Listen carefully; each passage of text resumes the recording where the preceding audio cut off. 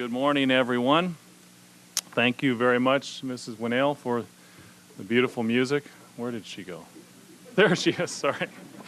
Couldn't find you there real quick, but appreciate that. Beautiful, beautiful song and a beautiful message. It is good to see everyone here. Good to see all you singles. Hope you enjoyed the opening last night. Really had a good start, those of you who are here. And also appreciate our local brethren who have come out this morning. As Mr. Lee mentioned, actually you can redeem those certificates in the Great White Throne Judgment, so just see me then. I'd like to ask a question this morning. How good are you at building friendships? How good are you at building friendships? We started off the weekend, the singles weekend, with some topics last night of why are we here, and then talked about the roles and responsibilities of men and women. And now this morning, we're going to talk about friendships, Christian friendships. How good are you at building friendships? Now that might seem like a funny question. You know, friendships just happen, right? Friendships are friendships. You're friends with those that you like, and they're friends with you because they like you, and it just sort of happens, right? Or maybe is there more to it? Now, you know, sometimes when we're young, it might happen that way. I remember being about, 4 years old or so. I recall one Sabbath, we were attending church, and after services, I was making my way through the crowd, and of course, at that age, everybody seems about 10 feet tall, and I was walking through the crowd, and there was another boy in my height just standing in front of me. I'd never met him before, you know, and so I said, "Hi, you want to be friends?" And he said, "Sure." And we walked off and we played and we were friends, you know, and that's as complicated as it was. And yet, later in life, it gets a little bit more complex, doesn't it? It's not that easy. And it becomes a skill that some people are very good at, but many of us struggle at, building friendships. So how well do you build friendships? How good are you at the skill? I'd like to talk about that. Building Christian friendships. We need friendships. Genesis chapter 2 and verse 18, we do need friendships. We are social beings. We need one another. We were not built to live in total isolation. You know, what is one of the most cruel punishments there is? Well, it's solitary confinement. It's being cut off totally from any contact with another human being. Genesis chapter 2 and verse 18 says, "And the Lord God said, 'It is not good for the man to be alone. I will make a companion who will help him.'" Now I know this is talking mainly about marriage and God's plan for families. But let me suggest something here. Could it also be, in a little broader context, talking about aloneness in general? That God was saying, it is not good for people to be alone, that we need one another. We need friendships. Friendships are important. Friendships of the same sex and friendships of the opposite sex, whichever is the opposite. You can figure that out yourself. But you know, they help keep us well-rounded and balanced and give us valuable points of view that we wouldn't come to ourselves, don't they? It's not good for a man or woman to be alone.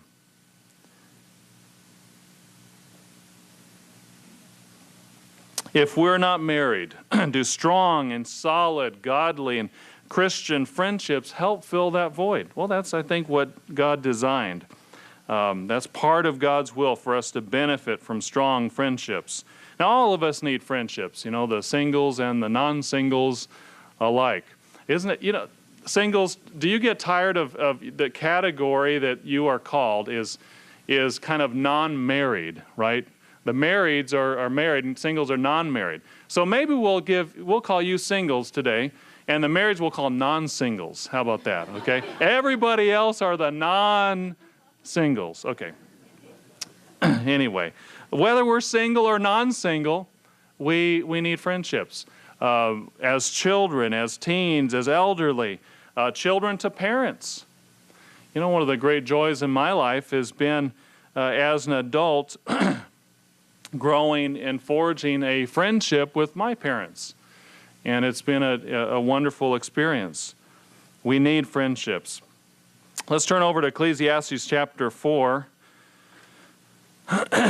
and verse 9. Ecclesiastes chapter 4 and verse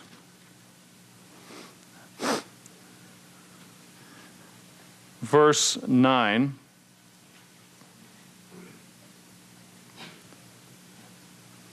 It says, 2 are better than 1 because they have a good reward for their labor. Or in other words, they can accomplish twice as much as 1. If one person falls, the other can reach out and help. But people who are alone when they fall, they're in real trouble. It's difficult. Verse 11 again, if 2 lie together, then they can have heat, but how can one be warm alone? Now that has to be in the right context. Let's just move on, okay? Let's not spend a lot of time there. Verse 12. And a person standing alone can be attacked and defeated, but 2 can stand back to back and conquer. 3 are even better, for a triple braided cord is not easily broken. You know, we are in a battle against Satan, not physically, but spiritually, aren't we? And we can support and strengthen one another standing back to back through friendships. But when we isolate ourselves from contact and friendship, then we get in trouble. We're in danger. Proverbs 18 verse 1 says, a man who isolates himself seeks his own desire. He rages against all wise judgment. You know, if we cut ourselves off from others, we tend to lose judgment. We tend to lose the balancing impact and effect of others' perspectives. Proverbs 27 verse 17 talks about iron sharpening iron and how valuable that is. I took a cue from Mr. Lyons. I'm just going to list a lot of scriptures today, so you can just keep track of how many I have. I'm just joking. How much do we think about that? How important is that in our life?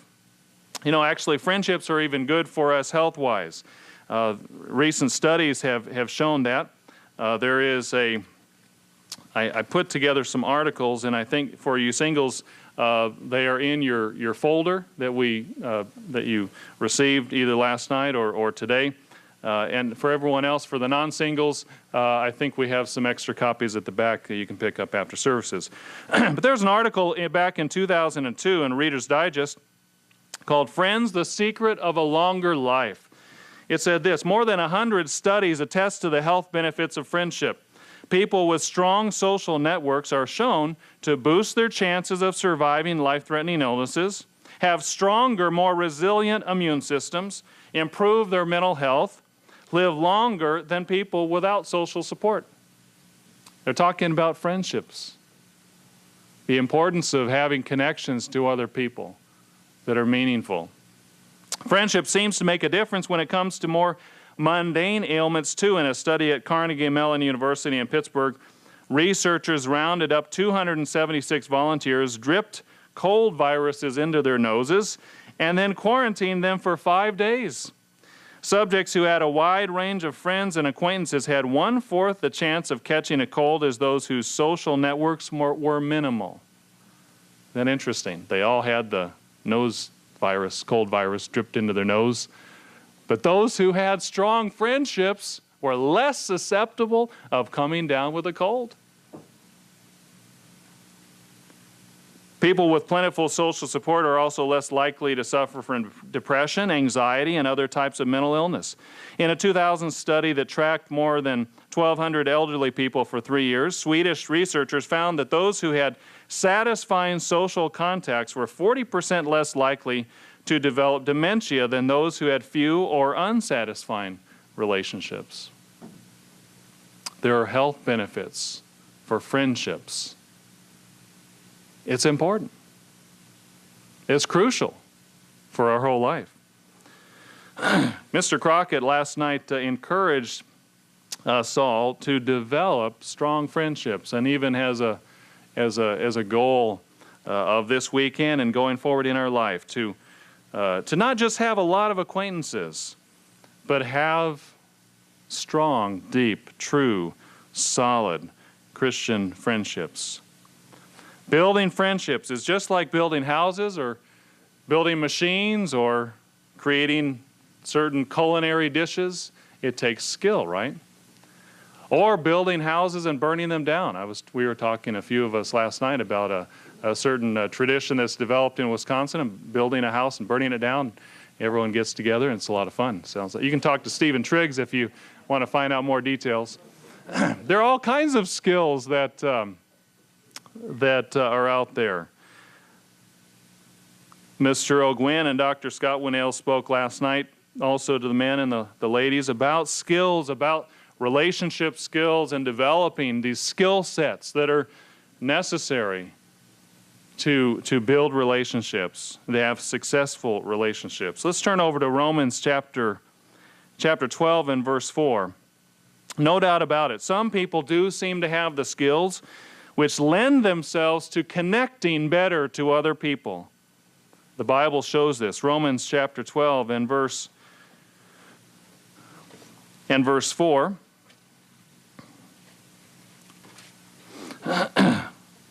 Romans chapter 12 and verse 4. He says, just as our bodies have many parts and each part has a special function, so it is with Christ's body. We are all part of His one body, and each of us has a different work to do. And since we are all one body in Christ, we belong to each other, and each of us needs all the others. God has given each of us the ability to do certain things well, certain spiritual gifts. So if God has given you the ability to prophesy, speak out when you have faith that God is speaking through you. If your gift is that of serving others, serve them well. And some people do seem to have a serving attitude naturally. Just comes naturally. It's just their proclivity, isn't it? Now, does that mean if I don't have the serving gift, and others are putting up chairs or taking down tables, and I'm sorry, I just don't have that gift. You guys, I wouldn't want to interfere on you guys exercising your spiritual gift of taking down those tables. Well, of course not. We can grow in these gifts, but the point is that some do seem to have a particular bent in certain things. He says, going on, if you are a teacher, do a good job of teaching. If your gift is to encourage others, do it. Some seem to have the gift of encouragement, don't they? Now again, does that mean if we don't have that gift, we can be discouraging, right? We can use all the insults that we want on other people because we just don't have the gift of encouragement. Well, of course not. And yet some do have that gift, right? So we see both sides. Yes, it can be a gift, but we all have to develop it.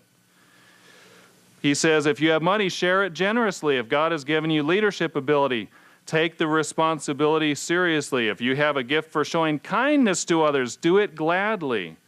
Showing kindness is a gift. So if I don't have that gift, I can be downright mean. And I have license to do so. Well, of course not. What about friendship? Is friendship and building friendships and knowing how to do it, is that a gift? It seems like it does come more naturally for some. You've met some people that they never seem to have an enemy, Everybody likes them. Everybody is their friend. Their relationships all go great. If you are like that, hats off to you. Well done. It's a wonderful gift. And use it. But if you're not that way, for the rest of us, then can we increase what we have? I think we can.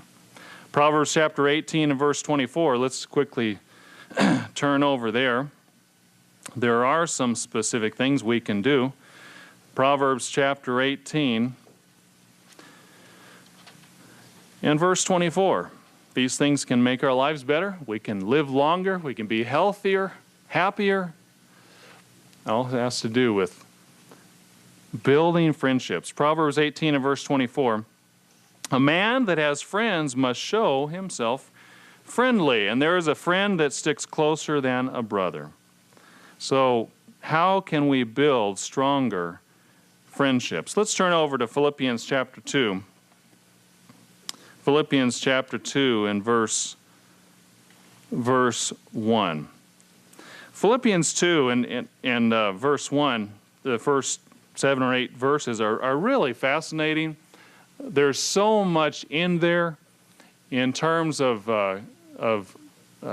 Christian living, Christian leadership, of how to live, how to be like God, how to let Christ live in us.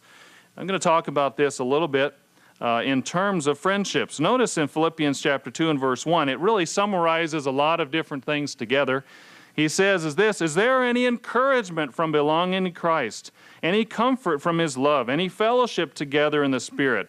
Are your hearts tender and sympathetic? Then make me truly happy by agreeing wholeheartedly with each other, loving one another, and working together with one heart and purpose. Don't be selfish. Don't live to make a good impression on others. Be humble, thinking of others as better than yourself. Don't think only about your own affairs, but be interested in others too, and what they are doing. Now, there's a lot in there that we just read over quickly. But in the remaining time, I'd like to focus on several aspects of this that we can grow in, we can develop. I'd like you to think about.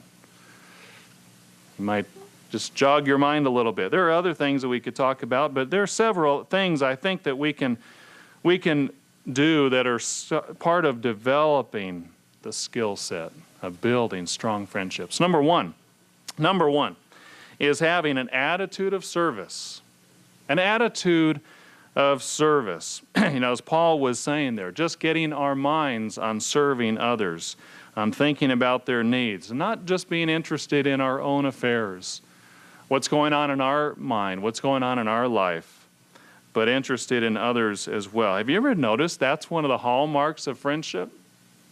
Of being interested, just being interested in others. Just caring what others are thinking about goes a long ways in developing friendships. There are a lot of ways that we can serve one another, but just being interested, I submit to you, is one of the most profound ways that we can serve. Yes, we need to set up chairs and break down tables. And please, I'm not underestimating that, because we're going to need all you guys to do that later on tonight after the dance.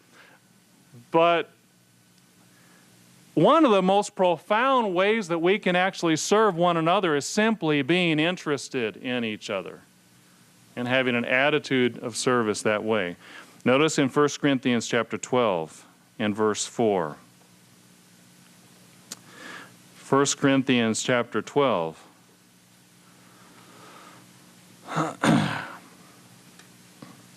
And verse 4. Ask yourself these questions. Where do you rate? Where do I rate on this scale? Because we all are somewhere on the continuum. On having this ability, having this attitude to one degree or another. 1 Corinthians chapter 12 and verse 4. Now there are different kinds of spiritual gifts, but it is the same Holy Spirit who is the source of them all. There are different kinds of service in the church, but it is the same Lord we are serving. There are different ways God works in our lives, but it is the same God who does the work through all of us. A spiritual gift is given to each of us as a means of helping the entire church. So we are given gifts to serve. And we serve in many different ways. You know, we really appreciate the way that many of our local brethren here have helped out in ramping up to this weekend. Many of you housing some of the singles that have come in, making food, helping with the preparation. That's a tremendous way to serve. The Charlotte singles here have done a tremendous job, led by our El Presidente, Mr. Mark Smith, of the singles group here. Really have done a fantastic job. And it's a way of serving. As I mentioned, before the week is out and the weekend is out, there will be other opportunities to serve, and we need people to chip in at different times to move this and move that and do different things. But just talking and interacting with each other, is that not an act of service? Trying to understand one another, trying to find things in common with each other, asking questions to draw each other out, is that not serving? Even daring to disclose a little bit of ourselves, taking a risk in trying to deepen a friendship. You know, there are ways that we reach out and we cease to be just an individual and we make a connection with other people. Friendships and relationships are kind of a two-way street, aren't they? It's like a tennis match. Have you ever tried to play at tennis with someone who wouldn't hit the ball back? Now, you know, I mean, we even, the concept of service is even in tennis, right? One person serves the ball, and then the other person hits it back. But what if they don't hit it back? Well, a backstop would be better than that, you know. At least the backstop bounces the ball back, but it takes give and take, right? Are we serving in our relationships? Are we striving to get to know one another? It's interesting how this works. There is another article in this packet of handouts that I copied off. It is an article from the magazine Body and Soul, entitled Fast Friends. It's so magical to just click with someone. Why can't we connect that way every day? Actually, we can, say two New York Times best-selling authors who let us in on their secret. And here's what they say. According to their theory, the recipe for clicking contains 5 ingredients for really connecting with people. You know what that means when you really seem to click. You just seem to really connect.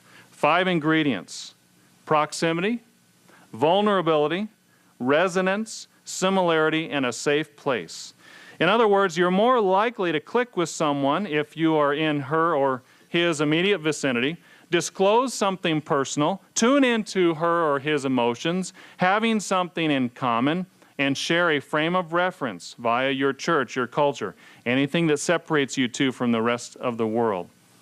In other words, they have boiled down different elements that help people, that some people just seem to do naturally. And that's why they seem to click with others more. And for the rest of us, there are things that we can learn, we can practice, we can develop this skill set. In the article, they explain that some people are just wired for this better. There's a term that a personality researcher in the 1970s, Mark Snyder, came up with, and he calls people that really seem to be able to click well with others as high self-monitors. In other words, they adjust their verbal and nonverbal communications based on the situation they're in and who they're with. The article explains, high self-monitors have an uncanny ability to tune into nuances in conversation and tone, to tap into and complement, not just mirror, other people's emotions. High self-monitors complement other people's emotions. They are aware of where the other people are coming from. They're not just focused on what they're thinking. And they don't just mirror the emotions, they complement them. They create the conditions for clicking. They make us feel comfortable and have a way of drawing us out. And isn't that true? There are just some people who seem to draw us out just by being in their company. We feel comfortable. Why is that? Because this is one of the things that they do naturally or they have kind of figured out. One of the things that she advises is asking questions. According to one of the authors, when we're meeting new people, we're worried about what we're going to say, how we appear to them, and so on. But he's found that by focusing on making someone else comfortable, you shift the pressure off of yourself. This may mean taking the lead in asking questions, almost as if you're the host of a talk show and that person is your guest. Kind of an interesting concept. We can serve by asking questions. You know, I learned a powerful lesson when I was a college student working for my brother, Jonathan, over in Thailand. After, when I was over there, we were on the English teaching project. And we had a group of 8 students that were teaching English. And we all lived in the same building, one apartment for the guys and one for the ladies. But we'd spend a lot of our time together, eating meals and talking and fellowshipping. And, you know, in any group, there will be some who dominate the conversation. There will be some who pretty much get what they want said, no matter what everyone else does, right? I was not one of those people.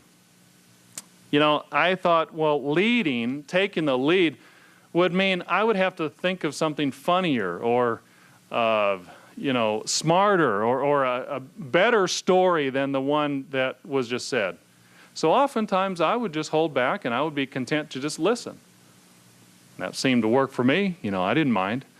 But then my brother talked with us one time and exhorted us to show more leadership in our conversations and even in our discussions. And he pointed out to me a lesson I've never forgot. That everybody needs to contribute to the conversation for it to work. And for someone like me, and he was my brother, so this was kind of hard to take, actually. But you know, just holding back, I wasn't contributing. And what he pointed out is you don't need to be the funniest person in the room. You don't need to have the smartest comeback in the room to make a contribution in a group setting. Sometimes just asking questions. And it's amazing how even asking questions can actually guide a conversation in different ways. So someone who may not be comfortable being out front can actually contribute by asking questions. I never forgot that, and I really appreciated him teaching that. You don't have to be the most brilliant orator or, you know, the most assertive conversationalist to serve other people. Asking questions is a way that we can do it. And it's actually leading and serving. Isn't that servant leadership? Isn't that what we're here for? Isn't that what we're encouraged to do? Proverbs chapter 20 and verse 5. Proverbs chapter 20 and verse 5. We are striving to learn skills of servant leadership. Well, here is one that is actually pretty easy to do. We all have the ability. We just have to have the desire to really be interested in other people. Do you have that? I think we all do, but can we grow in it? Proverbs chapter 20 and verse 5, notice in Proverbs 20 and verse 5, though good advice lies deep within a person's heart, the wise will draw it out. The wise have a way of drawing out other people. of helping them to contribute and getting to know them better and focusing on them.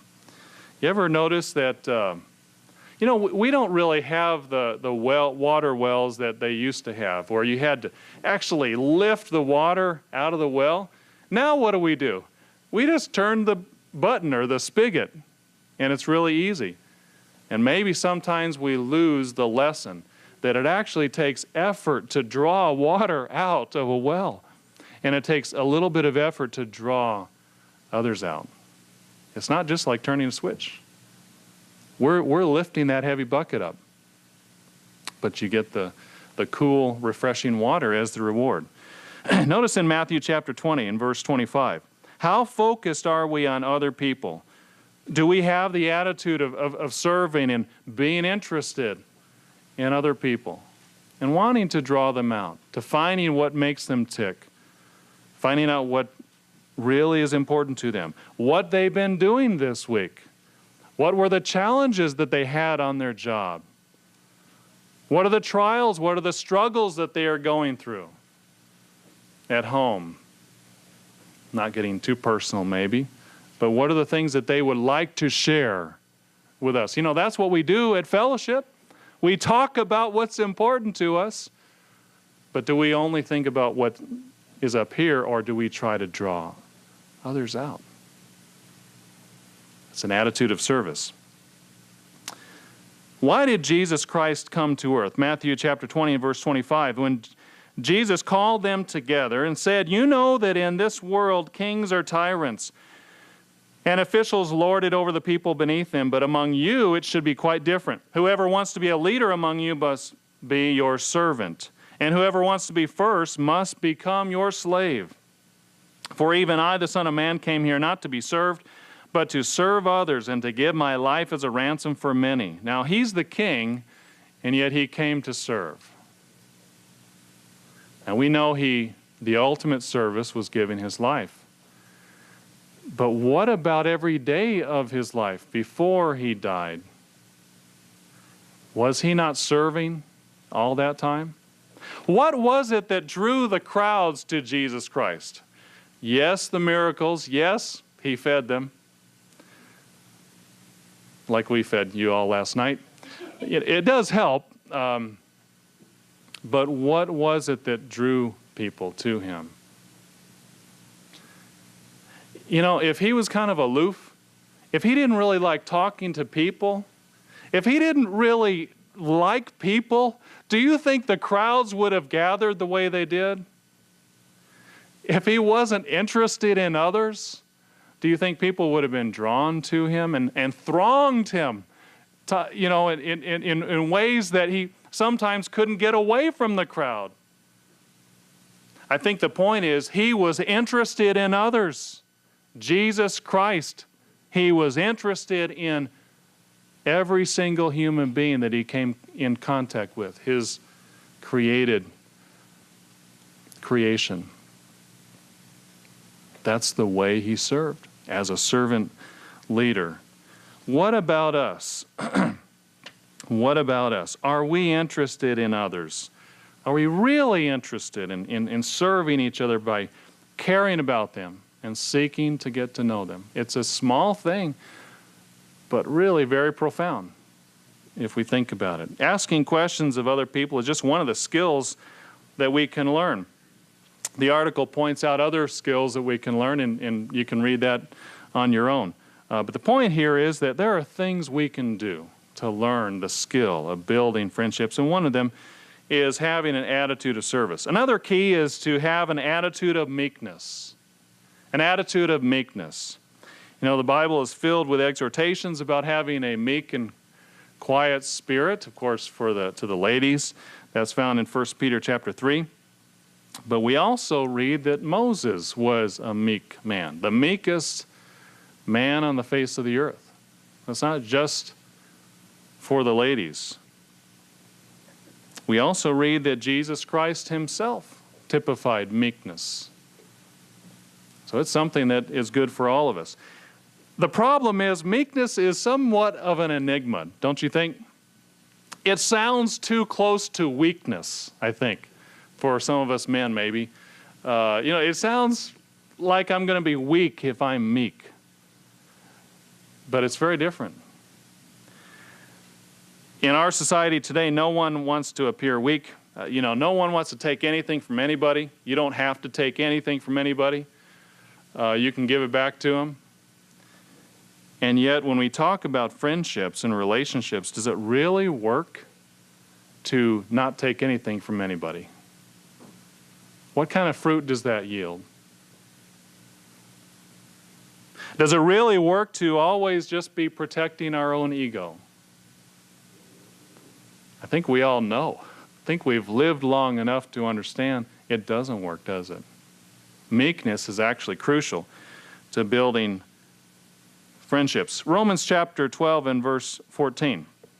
Notice, Romans chapter 12, let's go over there.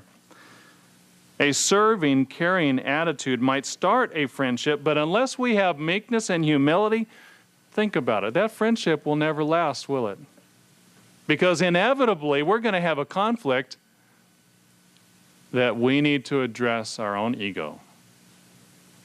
And if we're not willing to, we might even give up the friendship. And that's a sad thing, just because of our own ego. Romans chapter 12 and verse 14.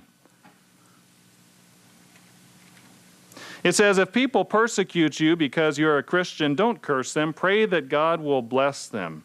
Again, that doesn't make sense to the world. Someone curses you, you better curse them back, and you better double, right? So they don't do it back to you. But that's not what Christ said.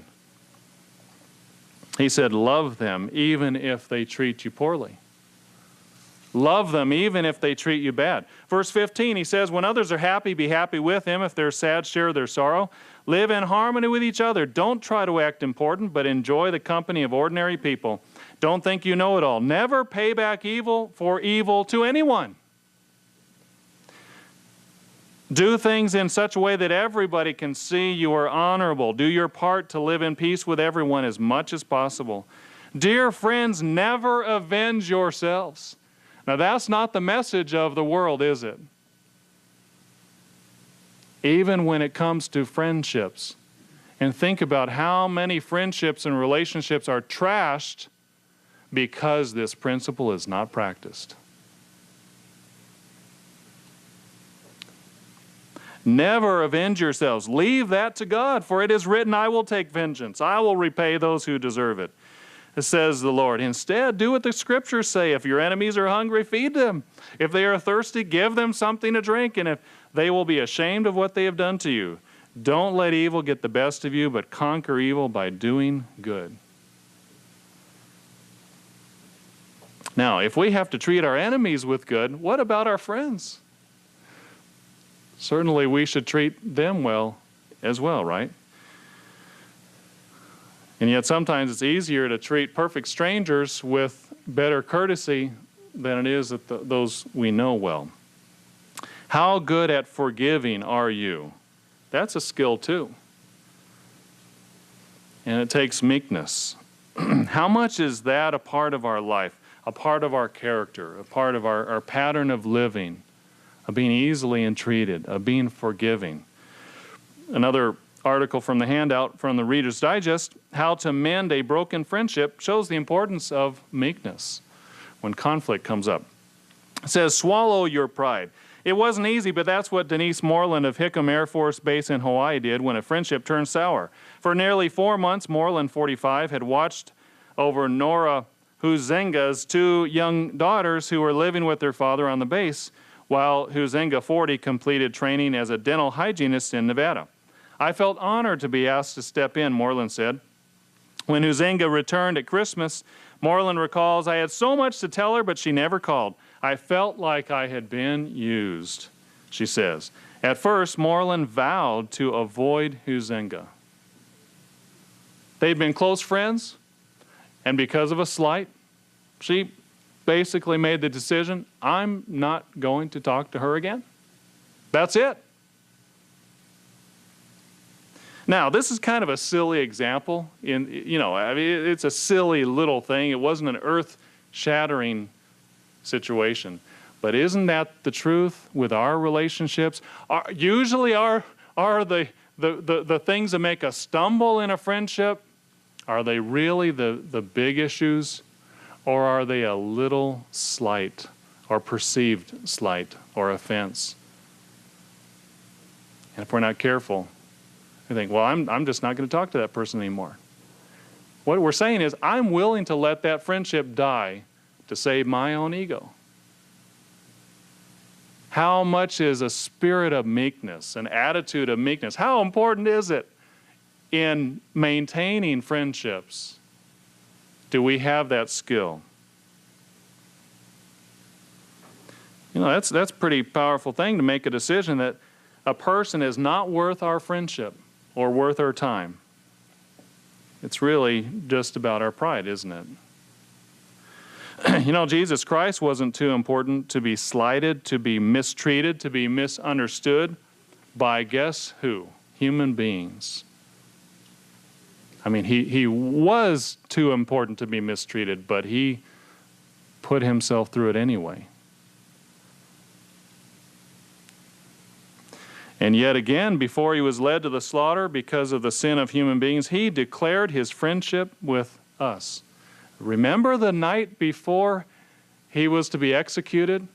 What did he tell his disciples? He said, I no longer call you servants, I call you friends. But they were going to be just as guilty of his death as everyone else because of their sin. But he called them friends. Brethren, can we do any less with each other? Can we forgive one another? It's a necessary skill for true friendship. Going back to the article, it says, then she, Moreland, decided to swallow her pride and let her friend know how she felt. Huizenga admitted that she'd been so worried about being separated from her family that she'd been blind to what her friend had done to help her. Today, she says, I would never have figured out what happened if Denise hadn't called me on it. When a friend hurts you, your instinct is to protect yourself. But that makes it harder to patch up problems, explains William Wilmot, author of Relational Communication. Most of us are relieved when differences are brought out in the open. Do you want your friendships to be resilient, to be tough as nails? Well, a requirement for that is an attitude of meekness. Isn't it ironic that an attitude of meekness actually makes us strong and gives us the ability to have strong, resilient, tough friendships, stable friendships that have a deep foundation?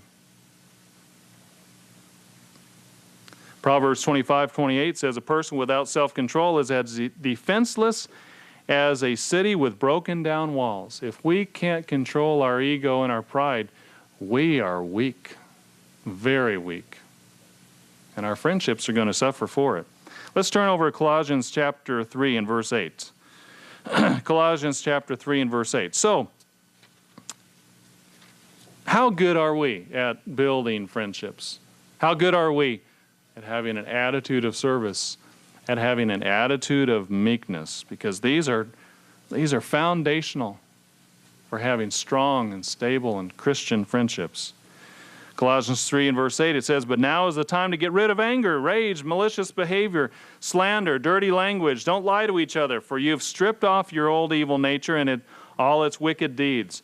In its place you have clothed yourselves with a brand new nature that is continually being renewed as you learn more and more about Christ, who created this new nature within you. Verse 12, since God chose you to be the holy people whom he loves, you must clothe yourselves with tender-hearted mercy, kindness, humility, gentleness, and patience. You must make allowance for each other's faults and forgive the person who offends you. Remember, the Lord forgave you, so you must forgive others. It's a hallmark of really strong friendships. How do we measure up? You know, sometimes correction comes from a friend, a true friend. Proverbs 27 verse 6, faithful are the wounds of a friend, but the kisses of an enemy are deceitful. The wounds of a friend are actually strengthening, aren't they? But they hurt. Do we have the meekness to take it when our friend tells us something that we need to hear, but is kind of difficult? So, brethren, how good are we at building relationships? If we have learned to build a house, or build an electrical circuit, or bake a cake, or paint or draw or write or do accounting work, what about the skill of building friendships? Can we develop? There's another thing that we can talk about besides service and meekness, and that is an attitude of respect. An attitude of respect. Strong and resilient, solid Christian friendships take an attitude of respect. Let's turn over to 1 Samuel chapter 18 and verse 1. 1 Samuel chapter 18 and verse 1.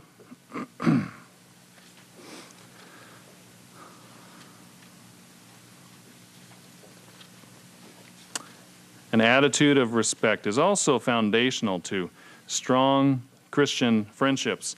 1 Samuel chapter 18 and verse 1, this is after David slew Goliath. It says, after David had finished talking with Saul, he met Jonathan, the king's son. There was an immediate bond of love between them, and they became the best of friends. And we know the story of David and Jonathan, how close they were, how strong their friendship was.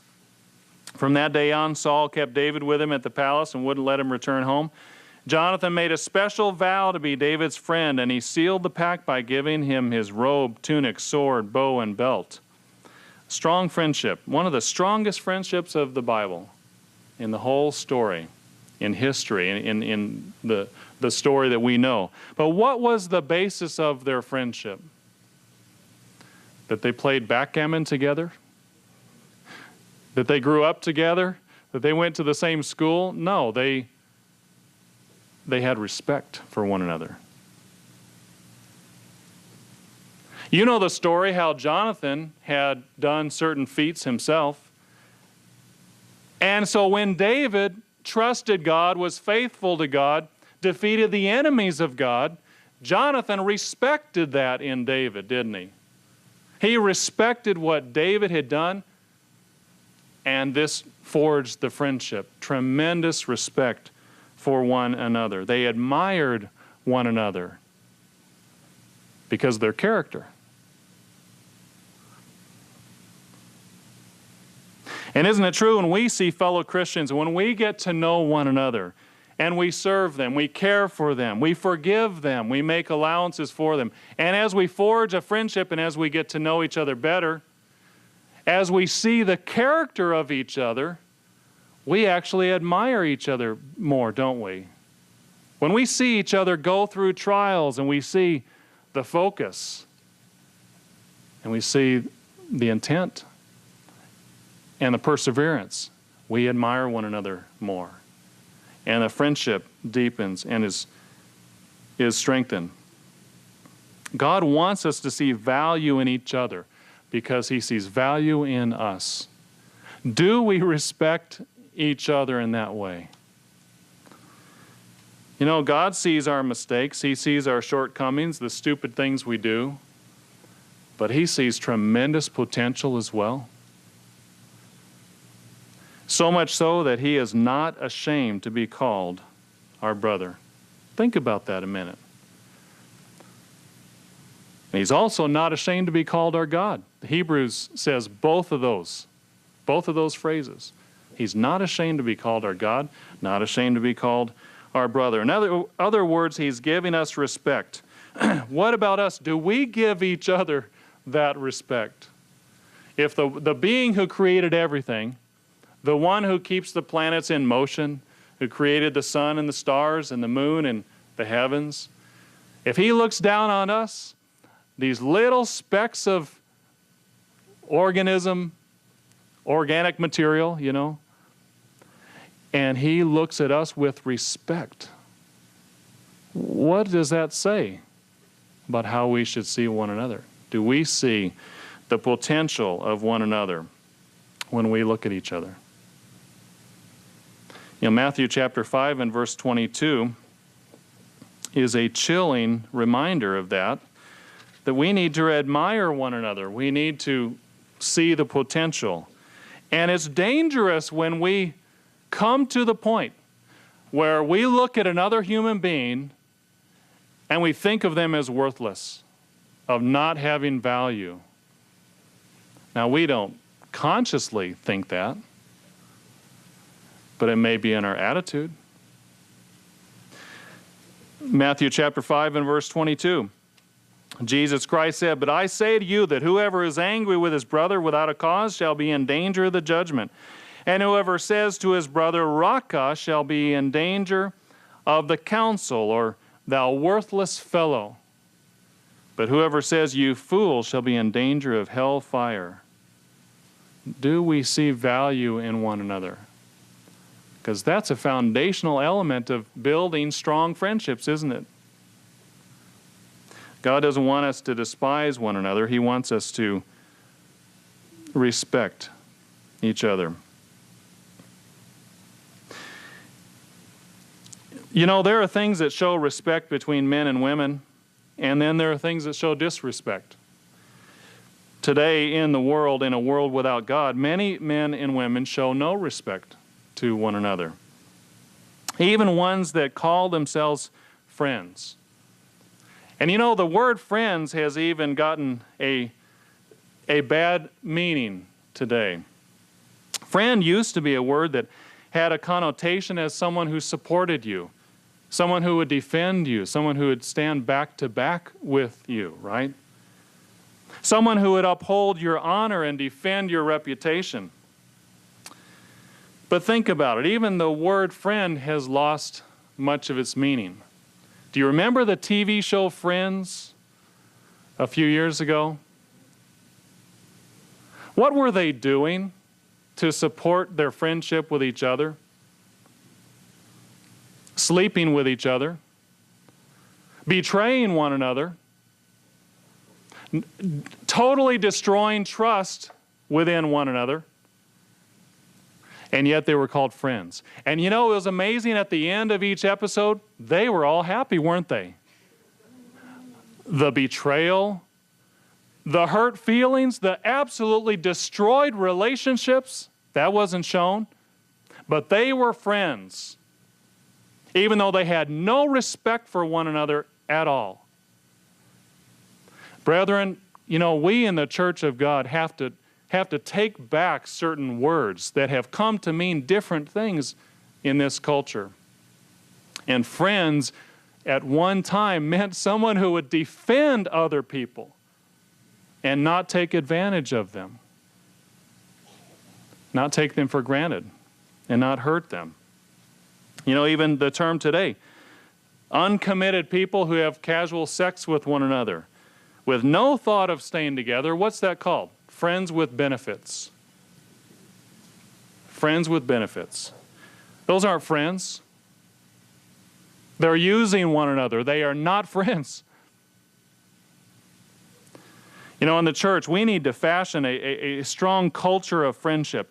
Friends meaning defending one another's honor, protecting one another, men and women. You know, friends don't put each other in compromising situations like being in a house or apartment or a room alone with one of the opposite sex. Friends don't do that because it leads to compromising situations. Friends don't play around with physical contact before marriage because friends understand that hand-holding, yes, I'm going to say something archaic, even hand-holding leads to what? More physical contact. Leads to kissing. And I know what kissing is, you know. I'm married, I understand. You know, we don't have to be too prudish here. But what does kissing lead to? Necking, petting. What does petting lead to? Sexual intercourse, okay? Friends understand that physical contact before a committed relationship of marriage leads to compromise and tears down friendships and does not support friendships and honor in one another. Brethren, we have to renew a spirit of what friendship really is. It's our responsibility to recapture the true values of friendship. If we don't do it, who's going to? The world is not. It's up to us. It's up to the church today. It's up to our generation. You know, the issue of immodesty came up in both Bible studies last night. I had the advantage over all of you. I actually got to see and hear some of both of them, so it was kind of helpful. But you know, in terms of immodesty, friends don't put stumbling blocks in front of friends. Friends support their friends' efforts to be pure and chaste and honorable. That's what friends do, isn't it? Friends help one another build up hedges, not tearing them down. Think about it. How good are you? How good am I at building friendships? It's showing respect. 1 Corinthians chapter 6 and verse 18. Notice. 1 Corinthians chapter 6 and verse 18.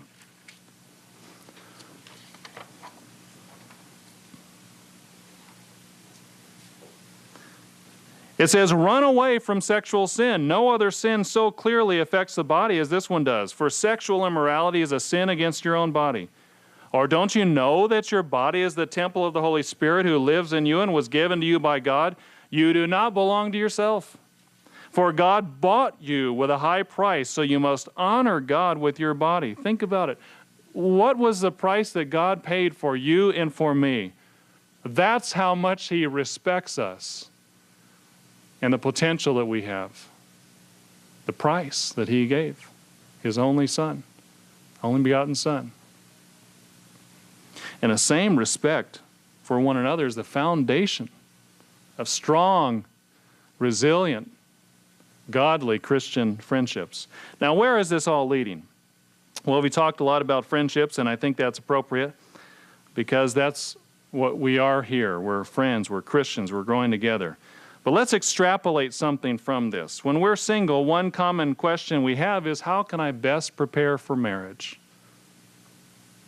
We've all heard the saying, friends get married, right? Friends get married. What does this say about the importance of friendship? If we want to prepare for a great marriage, we start by learning to be a great friend, don't we? The very skills we're talking about, the same skills that are foundational in friendship are even more important in marriage. Look at what God says about husbands and wives. Notice 1 Peter chapter 3 and verse 1. 1 Peter chapter 3 and verse 1. Wives, likewise, be submissive to your own husbands, that even if some do not obey the word, they, without a word, may be won by the conduct of their wives when they observe your chaste conduct accompanied by fear. Do not let your adornment be merely outward, arranging the hair, wearing gold, or putting on fine apparel. Rather, let it be the hidden person of the heart, with the incorruptible beauty of a gentle and quiet spirit, which is very precious in the sight of God. What's required of a wife? Well, the same thing that's required of a friend, isn't it? Being able to conquer pride and vanity and ego. Being able to have a meek spirit. Just like Moses, just like Jesus Christ. You know, we're not putting down the ladies. We're saying it's the same thing that Moses and Christ and all of us have to have. Husbands, verse 7, likewise dwell with them with understanding. Give honor to the wife as to the weaker vessel, and being heirs together of the grace of life, that your prayers may not be hindered. What's required of a husband? Well, the same thing required of friends. Two things are actually here, that he not look down on her, but respect her. Did you notice that? He commands husbands to respect the wife, to honor her. And also that he consciously seek to serve her, to dwell with her with understanding. Isn't that what we were talking about before, about being interested in others? About trying not to just push our own will, but finding out what another person thinks and what they like and what's going on in their mind, being interested in others. Isn't that dwelling with understanding? That's a command.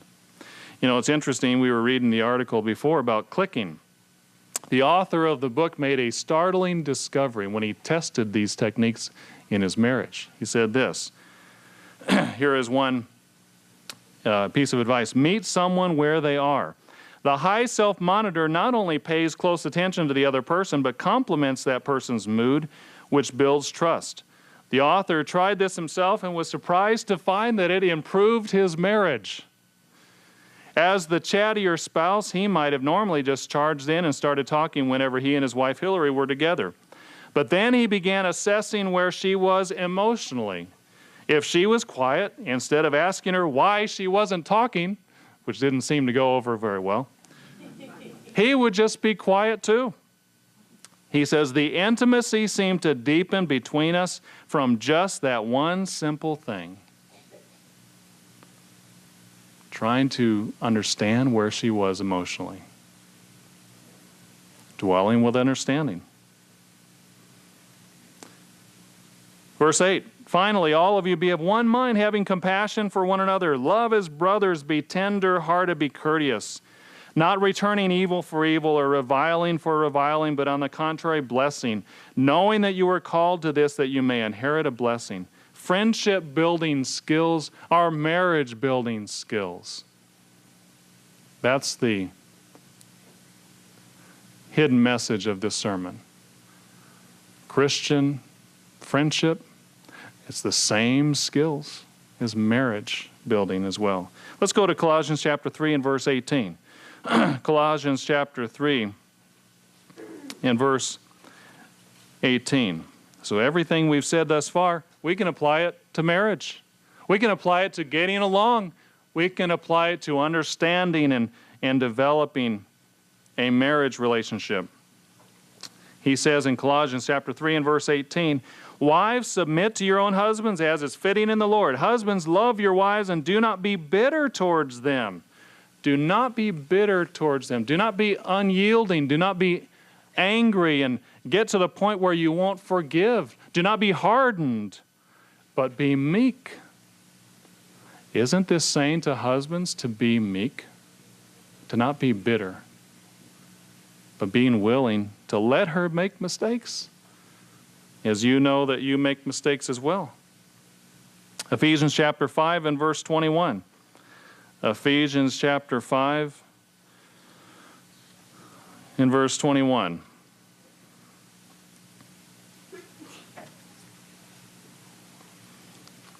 He says, submitting yourselves one to another in the fear of God. You know, as brethren, husbands, and wives submit to one another, both seek to serve each other, to extend themselves, to care about the other, to be meek enough to say, I'm sorry, and forgive.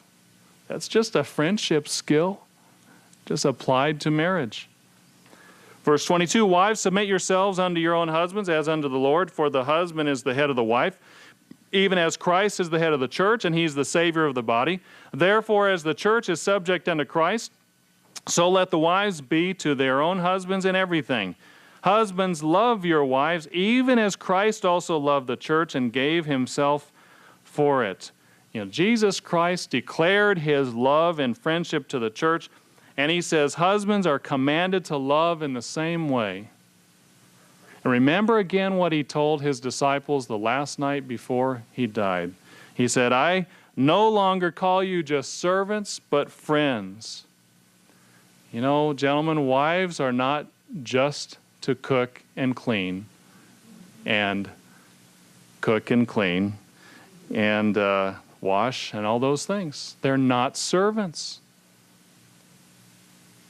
Christ also said, I tell you everything, because you're friends, I tell you everything that the Father told me. He was communicating. He was reaching out to them. And he says, husbands, love your wives as Christ loves the church. Well, that means a husband also is going to be communicative, right? He's going to seek to connect to his wife as friends. You know, when we have small children, and we try to downplay the whole thing of who is whose best friend, you know. It just leads to jealousy and that sort of thing. I think a lot of us see that, those of us who have small children here. Children become, when they are aware of friendships and relationships, in certain stages they become fixated on who is best friends with who. But you know, there is a time to have a best friend. It's when you get married. Who better to be your best friend than the one friend out of all the other people on the face of the earth? How many are there? Almost 7 billion. Okay. 7 billion people on the face of the earth, and we have in marriage committed to be a lifelong friend to one person. Who better to be your best friend than that? Are we really not committing to be their best friend? You know, singles, if you have the desire to be married, I hope you see that as a desirable goal as well, that you will consider your mate as your best friend and that you will marry your best friend. What better blessing on earth can there be than to commit to your best friend, to live together, be faithful to one another for life? You know, we'll always have other guy friends and other girl friends, but you know they will come and go. And who will always be there for you? In better or worse, in sickness and in health, for richer or poorer, than your best friend. You know, God has blessed me with a tremendous blessing of having my best friend as my wife. It's an awesome blessing. Who takes care of you when you're flat on your back? Who would give their life for you and does give their life for you in service every day? But your mate. You know, if you are married and if you don't consider your mate as your best friend, I hope you'll think about it, and I hope you'll take these words as something to strengthen your friendship with him or her and strive to get closer to that ideal, because it's something we can build. And that's what we're talking about today. No greater blessing on earth, I think, than to have a best friend as a husband or wife who has an attitude of service, attitude of meekness, and attitude of respect. Let's go one step further before we close, because I still have 6 minutes. Let's turn over to Matthew chapter 25. As great as the rewards of friendship and marriage are, there is something even better, isn't there? What are we really preparing for? Why are we struggling and striving and fighting against our carnal nature? Well, friendships can last a long time. Marriage can last a lifetime and is designed to do so. But our relationship with God and Jesus Christ and His family lasts forever. The friendship with God lasts forever. Notice Matthew chapter 25 and verse 14. He said, "Again, the kingdom of heaven can be illustrated by the story of a man going on a trip. He called together his servants and gave them money to invest for him while he was gone. He gave 5 bags of gold to one, 2 bags of gold to another, and 1 bag of gold to the last." Now, let's relate this to the gifts we have, the spiritual gifts, you know. We may not be the best friendship maker in the room, okay? But what is the lesson of this parable? Not where we start, but where we end. Not what we're given, but what we build with it.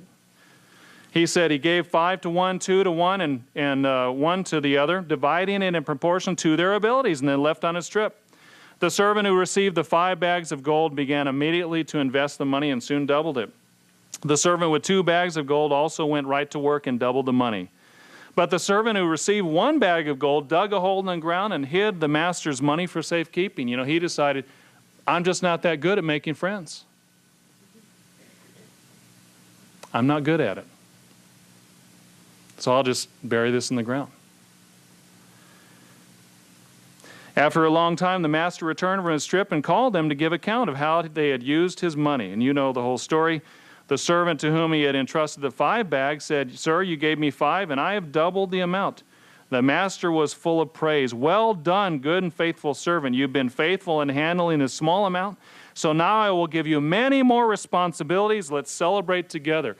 Why did the master give him more responsibility?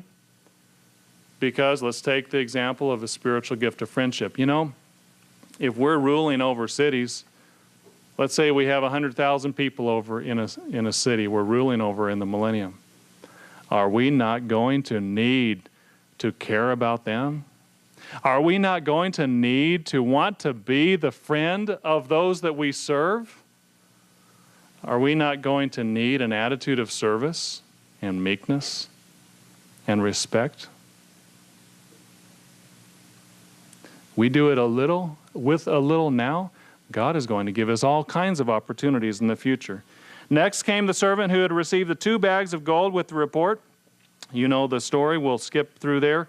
Then verse 24, then the servant with the 1 bag of gold came and said, Sir, I know you are a hard man, harvesting crops you didn't plant and gathering crops you didn't cultivate. I was afraid I would lose your money. And isn't it true that oftentimes things like extending ourselves in friendship we don't do because we're afraid?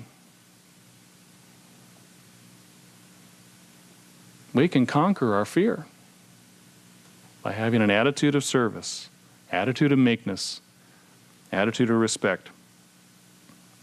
He says, the master replied, You wicked and lazy servant. You think I'm a hard man, harvesting crops I didn't plant and gathering crops I didn't cultivate. Well, you should have at least put my money into the bank. Take the money from this servant, give it to the ones with the 10 bag of gold, to those who use well what they are given. Even more will be given, and they will have an abundance. But from those who are unfaithful, even what little they have will be taken away. You know, brethren, we have been given so much, haven't we? And God wants us to use the precious gifts that He has showered upon us so bountifully in our relationships today, in our marriages, but ultimately so that we can be a tool for the whole world. You know, Abraham was called the friend of God. It's hard to imagine a greater honor than being called the friend of God. God who sits on His throne at the third heaven and actually calls a human being my friend. Brethren, let's understand the importance of friendships, how we grow in service and meekness and respect, how we can develop our ability to be a true Christian friend to each other, to our mate, and ultimately to the whole world.